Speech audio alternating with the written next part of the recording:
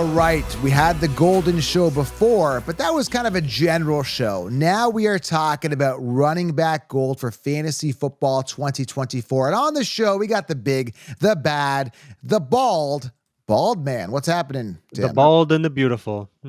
I don't know about the beautiful part, but we're definitely bald. And we're ready to go, man. We're talking bald and gold, actually. No one's actually bald that's here, as far as I know. But yeah, running back gold, Tim. We got 5 players that we believe, 2 of them are yours, 3 of them are mine, that we believe could be absolute running back gold. I'm really excited about these guys, Tim. Are you ready to dive in, man? Totally. I'm ready to rock. Let's get her. Let's get it. Now, again, there was some guys I love, including Tim, he likes Christian McCaffrey and Bijan and, who's the other one? Breece Hall. Those guys are gold, but we left them out. We're doing a little bit of a deeper dive here, and it could be deeper. There's even more guys, and we're going to know more after the NFL draft. But these guys, a little bit off the radar, lower ADPs, some of them, and going to be gold. Tim, I'm excited to talk gold, man. Me too. And since you brought up some of the other guys, of course, you mentioned CMC. He's not gold, brother. He's platinum. Okay, let's get that straight. He is the premium. Anyways, there's some really good value too when you think about it. Guys that are RB1s on their team. A guy like James Conner. I mean, not super exciting, but RB1 on his team and put up some good numbers last year. Had some really great games at the end of the year, I believe. So he could be primed to take a nice jump up. Devin Achane, who looked amazing at times. Aaron Jones, I know, once again, kind of hitting that twilight of his career sort of thing, but still, man, some very good value in rounds like 4 to 6 even. You're revealing too many secrets already. All right, let's just get to the 5 that that are RB gold. So, by the way, those guys aren't going to be on our gold list here. They won't. Before we get into this, not too much in latest news notes, so I'm not going to dive too much into that, but we do a news and notes segment at the beginning of the show.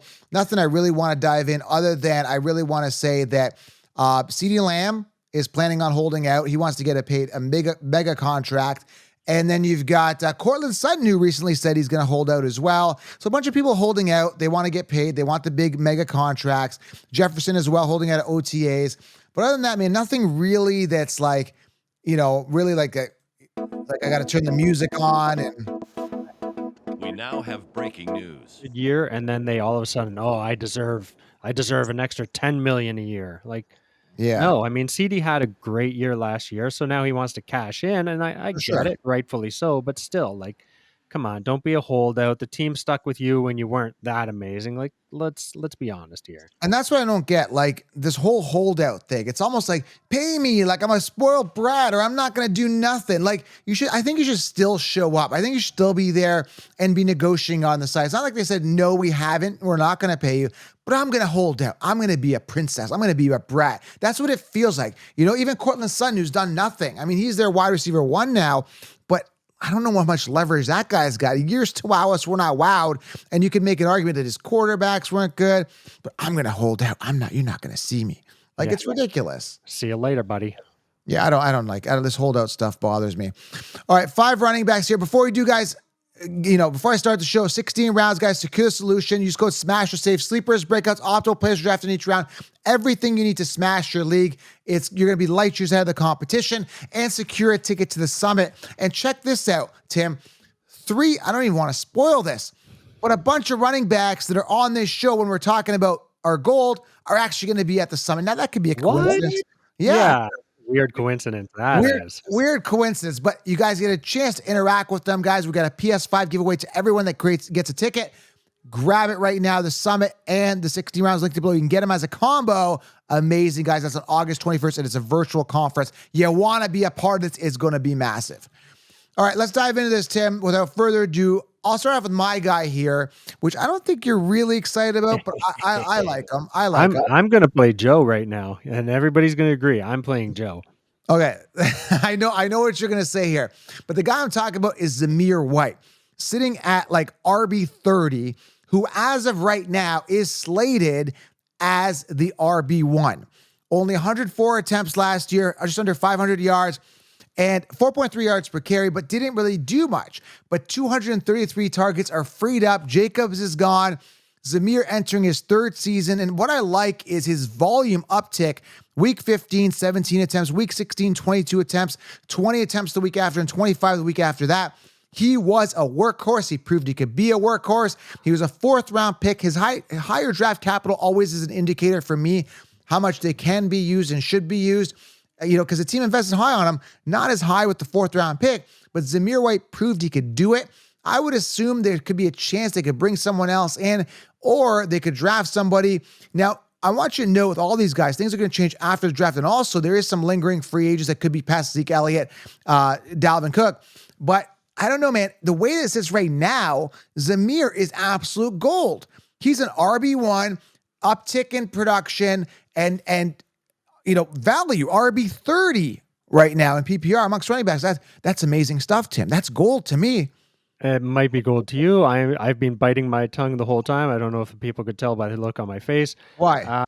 I'm going to give you your argument. He's not good enough. He was a backup to Josh Jacobs for 2 years. Even when Jacobs wasn't doing that good, he still couldn't outperform him, right? Why would you take a guy like that? What are you doing? Always in the background. He's not a number one. Anyways, I really don't believe he is a number one. I think they will look in the draft. A draft, or maybe even bring in a Zeke to alleviate some of that pressure. Yeah, I don't think he is the number one. Did you miss the whole part about week 15 and on where he was getting? Oh boy, he had like 2 or 3 good weeks. That's amazing. 4 games, like the attempts were there, like 22 attempts, 20 attempts, 25 attempts, like near the end of he was the workhorse guy.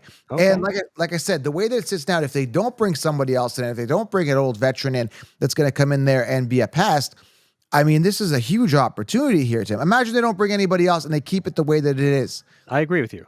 If that's the case, then Zamir's definitely out to put some numbers up. Is he still going to be like a really top guy? No, but he's going to do pretty well. And like you're saying, if he's RB30, holy crap, that probably means he's coming off 7th round, maybe even later. I want to talk about this. Is very important. They got Madison there. Actually, this is very important. How did I forget Madison? So people are just like, oh, Madison's there. Like, he had his chance to be an RB1. He sucks. Madison's always been a backup. Now, you can say Zamir was a backup. I get it, but Jacobs was, had a bigger gap. He was on that team earlier, higher draft capital by the Raiders. But that's the good news, that Madison's there. Similar to another guy we're going to talk about in a bit. There's a great opportunity here for him to succeed. I don't think Madison's going to be a threat. He's good enough to be depth and good enough to have it where they don't want to draft somebody else because they feel comfortable with where they're sitting. I think Zamir is primed to be the RB1, and Madison was brought in for depth, and I think they're going to be set. I want to make a note of that. Yeah, good call. If that is the case too, then you're absolutely right. Like, if they're willing to give him the number one and just have Madison as the backup, then yeah, good stuff, man. Good numbers. And like I say, for the draft price, he's right there for sure. 233 freed up targets. All right, Tim, we need more sound effects, but your guy. Attempts, by the way, not targets. Yeah, attempts. Thank you for correcting. Yes, 233 attempts. All right, Tim, you're a guy here that you absolutely love. This is our headliner for our show, buddy. So this is Mr. Kyren Williams. Kyren Williams will be at the Sports Summit. If you have not got your ticket, secure it below. Get it now. Get it now, thefantasyfootballcounselor.com. So we're going to be interviewing them. We're going to open up Q&A. And Tim is going to, you got to be nice to Tim because I think Tim's going to be filtering some of these questions. Yeah, I will accept bribes. I'm totally down. This is a good build-up, Tim. Now they have to be nice to you. They got to kiss your butt if they want a chance to talk to these guys. Maybe we should put it through you. What do you think? Yeah, don't talk about how I look like a troll or anything like that, you dirty buggers. I'm not going to ask your question. All right, Kyren, I like him as well. What's your story? Yeah, man. I mean, obviously, clear-cut RB1. He proved it last year. There's no doubt. He is the number one. I don't see them looking to add anybody this year. They're not going to pick anybody in the draft, or if they do, they're kind of silly. Right now, I believe he's looking late second. Probably even first. Mid to late. First. I don't know. I think I saw him at RB7. Yeah, he could fall. He could fall the second. Anyways, he averaged almost 100 yards a game last year, 1 touchdown per game on average. In 2022, he only had 10 games. He took a backseat to Akers. I was going to say Akers. Yeah. But once again, all the RBs sucked back then for the Rams. So not to worry. Last year, he proved it. He's got it. He can do it. I think it's going to be an amazing year for him. Yeah, numbers looked good. He's awesome. upside youth came out of nowhere, really, because everybody is all about the Bijan, the Gibbs, and even me, man. I didn't see him last year. He came out of nowhere. He was a 5th round pick, man, 164 overall. He came out and killed it. Yeah. Now, there's a chance that people say, well, like Jimmy's like, oh, he's a little undersized. He got banged up a little bit last year. That's obviously going to be a concern this year. I'm hoping he stays healthy. Obviously, when we're at the summit, we're going to ask him, man, how you feeling this year? Was that injury? Come on, you know he's gonna give the politically correct answer. Oh man, I'm 100%. I'm ready to rock, brother. Not necessarily, man. You could say, man, like I'm still rehabbing, I'm still healing, I'm feeling good. Has he put on weight? Does he feel stronger? Is he getting more reps? We're gonna ask him some legit questions that are gonna give us some more insight on. You gotta ask. I mean, I don't like kissing anybody's butt. We've got to ask the questions. I just don't know if you're gonna get the true answers. Yeah. Exactly. These guys are under the shield. So okay, so we're both good on Kyren. Zamir, we're first pick. Let's see what happens. Here comes the fight. By the way, this guy is going to be at the summit, so you better watch what you say. But the guy I'm talking about is Tajae Spears, who's in a situation where Pollard is there, who got paid a handsome amount of money, and he's a backup. And you could say, well, Tajae was a backup to Henry, but it's okay to be a backup to Henry. But if you're a backup to a Zeke Elliott, declining Zeke Elliott, and you get the starting job and you do nothing with it, he did okay numbers, but nothing exciting. A couple fumbles, lack of goal line, upside, right? Last year, Pollard with the Cowboys on a pretty high-octane offense, and you don't do much with it. Tajae was drafted. I'm building a case here, Tim, just so you have no real case against me. You know, the only case against I'm going against it is that Pollard got paid a decent amount of money, but Tajae was drafted in the 3rd round, whereas Pollard was drafted in the 4th round by the Cowboys. And I believe that Tajae was drafted to be the replacement for Henry. Now, those are big shoes to fill, I understand, but the upside is there. And he's currently sitting as RB28, a guy who averaged 4.5 yards per carry, 100 attempts, just under 500 yards. And with Henry there. Now there's like tons of volume for him. How many attempts are freed up now? Because let me look that up real quick, but it's got to be like 280 attempts, something like that, are freed up. But the point I'm trying to make here is that a ton of upside for a young guy. And what do you have? That's 2022. Actually, Henry had 349 attempts in 2022. That's insane. 280 attempts are freed up. Now, you could say these guys are going to split. Very possible. And that's what their coach is saying, the offensive coordinator. But I still think Tajae's going to run with this. What are your thoughts? I think Pollard is just too good to have him in the back bench. You know, like he's still going to get quite a bit of work. So who's going to get the touchdowns? That'll be a big factor, right? And me right now, I'm leaning that Pollard will get the majority of the touchdowns. Or when it comes to TDs, I think it'll be a 50-50. It's too rough there. I mean, once again, like you said, if he's going off RB30, again, the value is there. You're not going to waste a top 3 pick on the guy. So if you're getting later in your draft, you still need to fill out some spaces. You want to have a potentially really good back. Tajae's there, man. Yeah, absolutely.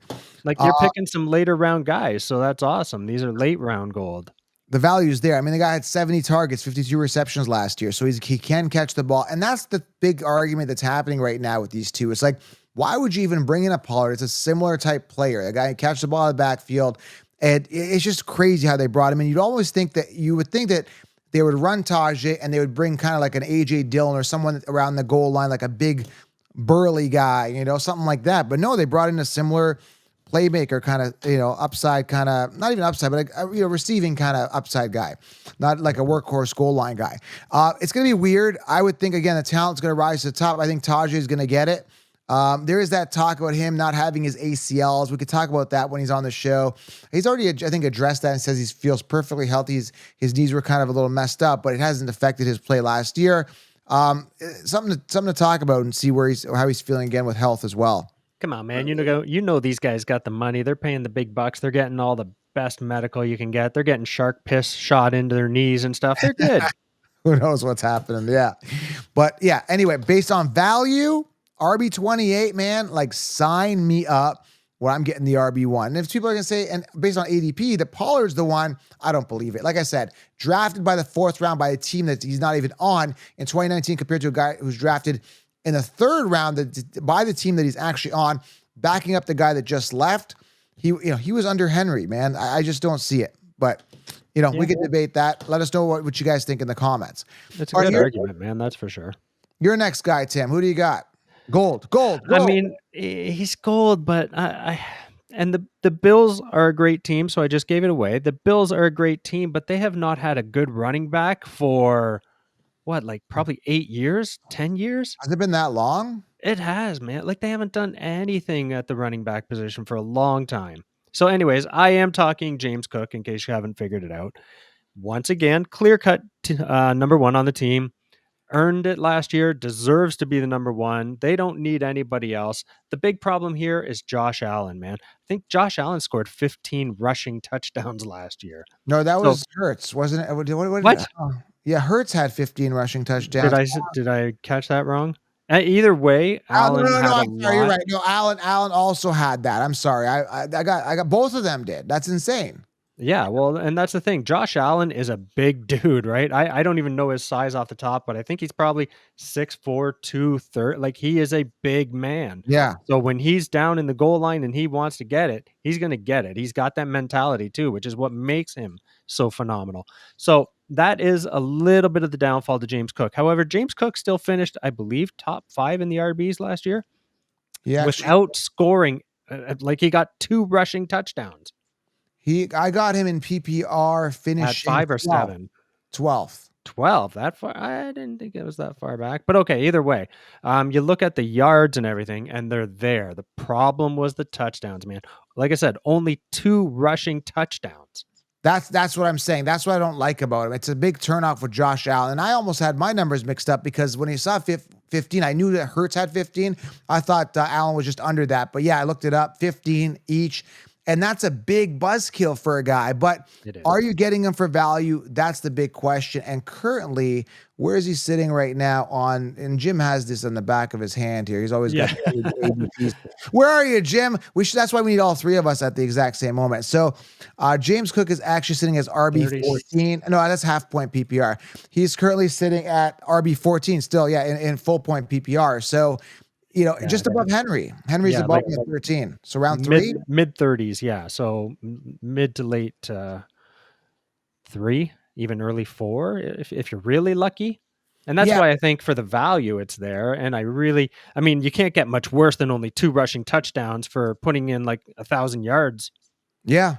Yeah, and the thing is, with Cook, the problem I think people are going to have is they're going to get tempted and reeled into him and go to 0 RB and get your wide receivers and make James Cook your RB1, which could be viable from a PPR perspective, but I think you're doing yourself a disservice. You're not getting the true workhorse running back, and I think that's going to be a problem. I would not feel comfortable having him as my RB1 in the 3rd round after going 2 wide receivers. Some people do. I'm all about the workhorse. I need my workhorse. I need a ton of volume, which he had, but that goal line vulture stuff. Now, this is a good question we should ask ourselves here. Is this really going to happen to Saquon Barkley, who's now with the Eagles with a similar quarterback situation? And that's very possible. Now, you're going to have to pay a bigger price tag for Saquon Barkley, who's RB6. So we're talking 1st round versus 3rd round. Now, Saquon, obviously, based on physical ability, you would think much better player than James Cook for sure. But similar situation, man, to some degree, right? Absolutely. Something to think about. To some degree. I would say it's like a 50-50. It's the same. But you're getting a 2-round discount with James Cook in a slightly less explosive player. So something to think about here, whereas Saquon's like a true workhorse theoretically. So that's why I'm kind of turned off of Saquon in round 1. But are you interested in Saquon, Tim, with knowing Hurts does that? Like, that would kind of bother me. It's the same deal. When it comes to a Saquon, once again, really amazing when he first came in the league, then kind of fizzled out. New team, new everything, but running quarterback, it's a killer, especially when you get one like a Josh Allen or Hurts, someone that just takes all the touchdowns. All right, last guy here, man, and he's also gonna. Isn't that ironic, man? He's gonna be at the summit as well. Now you can say, "Well, Joe, this is what I hate." By the way, the guy I'm talking about is Trey Benson. What happens, Tim, is that people are always like, "Oh, you only like them because they're at the summit." what people don't realize is because I like them, they're at the summit. Does that make sense? 100%, man. It's not like I'm like, oh, they volunteered or whatever. No, like You went after the guys you want. yes, exactly. Right. The young upside guys. Right. And mind you, a guy like Derrick Henry would cost an arm and a leg. So we didn't do that either. Like I didn't feel like paying $100,000 to get Derrick Henry at the summit, but mind you, it would have been great. But anyway, long story short, great guy in Trey Benson, upside through the roof. RB 44 right now because he's not on a team. He's definitely going to spike up for sure after the draft. Depending on where he goes. That's the problem with these rookies and you picking one as a gold player. We have no clue yet. I mean, based off of what you've seen in college and that, yeah, he's gold.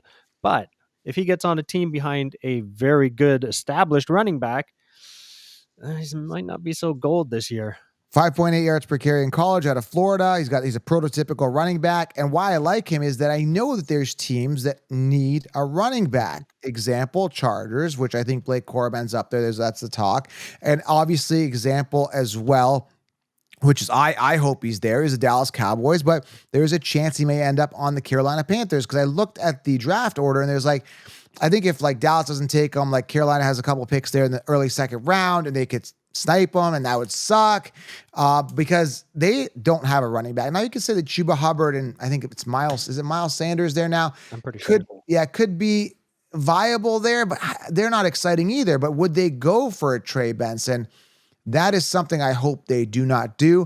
And if that's the case, I got to reconsider what his fantasy impact's going to be. But if he's on the Cowboys, man, it's going to be gold. I'm all over that.